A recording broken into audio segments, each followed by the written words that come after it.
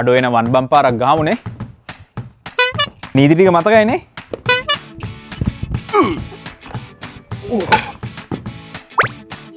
අඩෝ ඒක පුටුවේ වැදුනා. ඒක අවුට් නෑ. පුටුවේ වැදුනොත් අවුට්. ඒ තිල ඇතුලෙන් ගියොත් අවුට් නෑ. හරි කමන්නේ ගහපන්කෝ.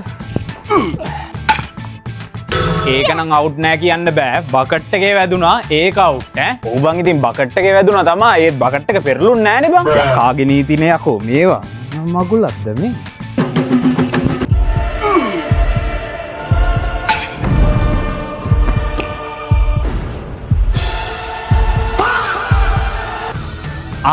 රෙදි වැලේ වැදුනා. උඹ කිව්වනේ රෙදි වැලේ වැදුනොත් අවුට් කියලා. ඔව් බං ඉතින් රෙදි වැල අවුට්. ඒත් සීකේ ජංගිනේ බං වැදුනේ. ඒක අවුට් නෑ. කාගේ වන් බම්ප් එකක් වුණානේ යකෝ. මේක මං යනවා යන්න ගෙදර.